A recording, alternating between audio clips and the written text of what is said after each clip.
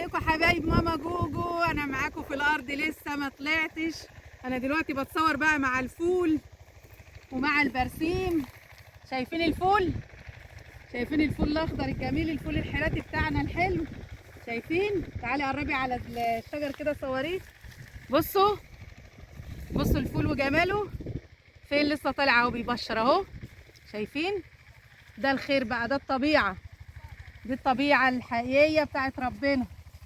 شايفين؟ انا بصور لكم واحد اهو فيه فول كتير اهو. شايفين؟ شايفين الكرنب؟ الكرنب اهو. شايفين؟ طبعا لسه صغير، زارعين الكرنب اهو لسه صغير ما طلعش.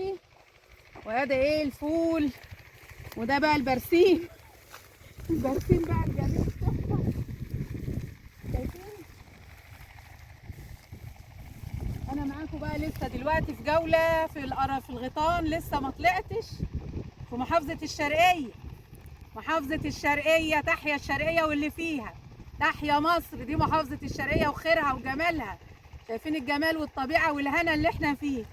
أسعد يوم في حياتي النهاردة إن أنا نازلة كده في وسط الغيطان. ما كنتش ناوية أصور ولا حاجة، بس المنظر بقى بصراحة أغراني، يعني خلاص مش ممكن أسيبه، يعني لازم أوصله. شايفين الفول بقى وجماله؟ شفتوا؟ شفتوا الفول؟ الفول وطبيعته، الله جميل. كنت عايزاكم تاكلوا معايا. ده يا جماعه الجعديد اللي الناس ما تعرفوش، ده الجعديد اللي في الارض اهو. جميل، تحفه تحفه زي العسل، زي العسل. هسيبكم بقى دلوقتي وارجع لكم تاني.